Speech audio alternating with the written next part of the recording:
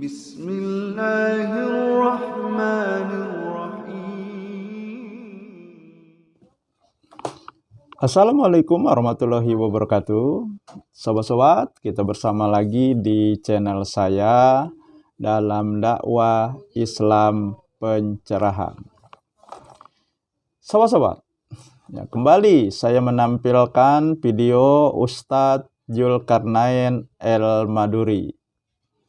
Kali ini berisi tentang kebodohan ahlul bid'ah, menyamarkan antara mendoakan dan mengirimkan pahala, transfer pahala dari bacaan Al-Quran.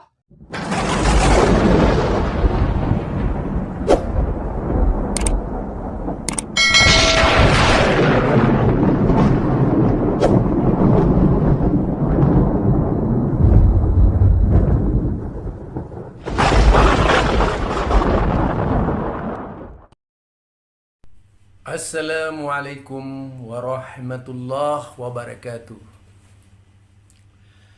Kembali bersama Zulkarnain El-Maduri. Kali ini yang akan kita bahas tentang hadiah pahala. Rupanya setiap orang yang menyoroti hadiah pahala itu disebut Wahabi oleh biasa mereka yang sepakat dengan anti Wahabi, termasuk dalam ini juga YouTuber petuah kiai itu yang seringkali menjadi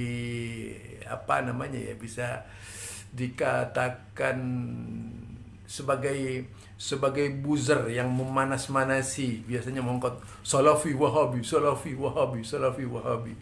Itu kebiasaan petuah kiai itu, YouTuber petuah kiai.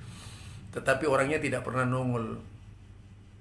Itu menunjukkan dia itu bukan orang yang jantan, penakut di dalam memahamkan Islam yang benar, dan selalu mencari dukungan dari kiai-kiai. Tujuannya tidak lain untuk YouTube-nya dia gitu. Tetapi secara keilmuan yakin saya mentah dia tidak punya pengetahuan apa-apa berkaitan dengan agama itu. YouTuber petuah kiai ya.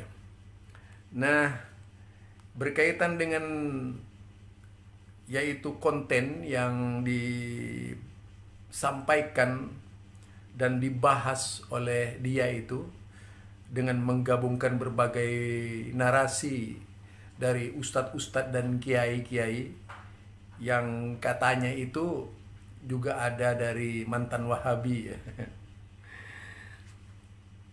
Tetapi tidak mencerminkan bahwa hal itu menunjukkan kebenaran, karena di dalam Islam yang disebut kebenaran itu bukan banyaknya orang yang mendukung. Nah, itu pertama. Jadi bukan banyaknya orang yang mendukung, itu yang pertama. Wa in tuti aktsara man fil ardi yudhilluka an sabilillah. Itu ayat Quran.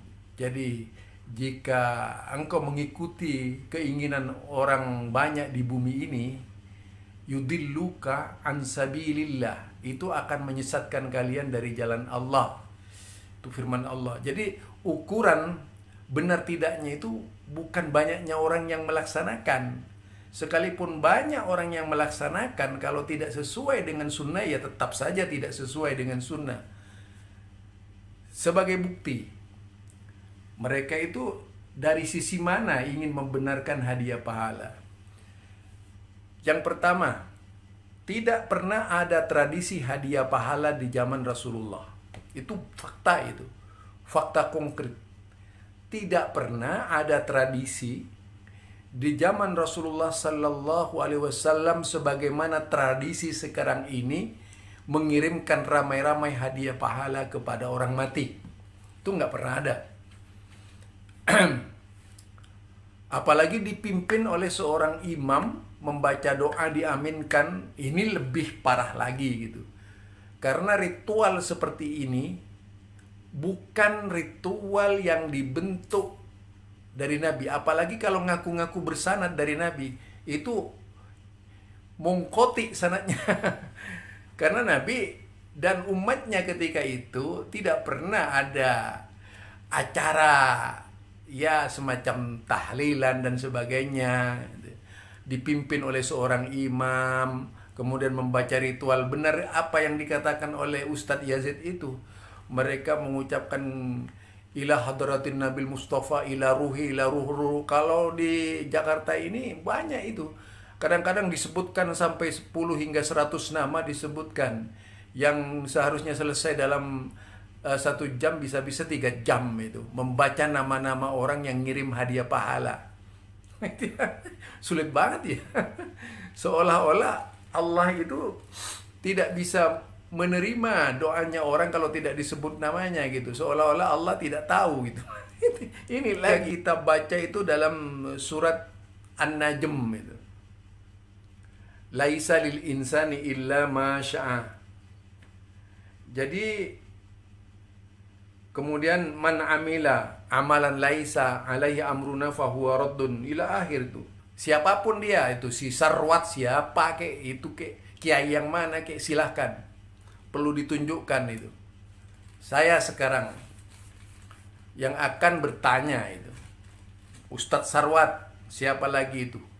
Siapa? Tradisi seperti itu pernahkah dilakukan oleh Rasulullah, diaminkan oleh orang banyak untuk menyampaikan hadiah pahala kepada si mati dengan ucapan ila hadratin Nabil Mustafa Al-Fatihah itu. Silakan itu ditunjukkan saja. Jadi jangan hanya teriak-teriak salafi wahabi tapi tidak bisa menjawab dengan benar gitu. Jadi kalau melihat sejarah, membaca sejarah, hal itu tidak pernah terjadi di zaman Rasulullah, tidak pernah terjadi di zaman sahabat, tidak pernah terjadi di zaman tabi'in.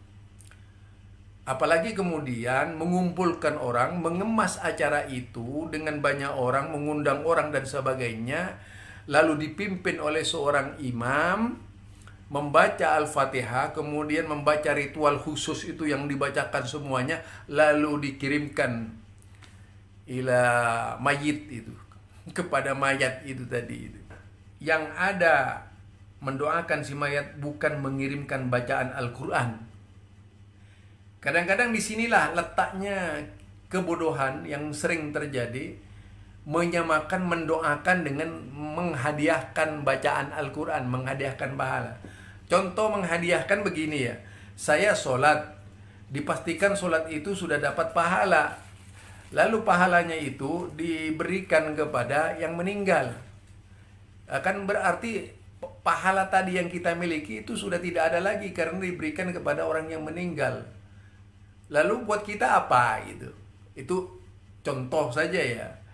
Contoh misalnya orang sholat ya, orang sholat tuh dipastikan dapat pahala oleh kita. Padahal kan kita belum tentu dapat pahala itu. Kemudian hadiah pahala, meyakinkan bahwa dia itu mendapatkan pahala dari membacanya. Padahal belum tentu apa yang dilakukannya dia itu membaca Bismillahirrahmanirrahim, Alhamdulillahirabbil alamin, itu kemudian dapat pahala. Bisa saja tidak mendapatkan pahala karena cara-caranya yang menyimpang dari agama. Kirim pahala. Ya, kirim pahala, sobat-sobat. Ya, enak sekali ya kalau pahala itu bisa dikirim, sobat-sobat. Ya, tinggal bayar orang, ya, suruh baca Al-Fatihah, kemudian dikirimkan kepada yang sudah mati. Nah, kasihan kan kalau orang-orang miskin tuh, ya nggak bisa dia undang orang, ya, suruh baca Al-Fatihah, kemudian pahalanya dikirimkan. Ya, malah yang lebih ekstrim lagi, ya, beberapa komentar tentang kirim-kirim pahala ini, sobat-sobat, ya bikin saja katanya pabrik pahala. bisa diekspor itu. Menggelikan ya sobat-sobat. Itulah cara berpikir ahlul bid'ah ini memang aneh ya. Bisa melawan logika. Bahkan bisa melawan Allah dan Rasulnya. Jika tidak sesuai, Allah dan Rasulnya tidak sesuai dengan pemikiran dan hawa nafsu mereka. Buktinya ini sobat-sobat. Kirim-kirim pahala. Ya, padahal Rasulullah tidak pernah itu melakukan kirim-kirim pahala bacaan Al-Quran. Demikian sobat-sobat, semoga ini menginspirasi dan mencerahkan. Nasrun minallah wa fatun qarib. Wassalamualaikum warahmatullahi wabarakatuh.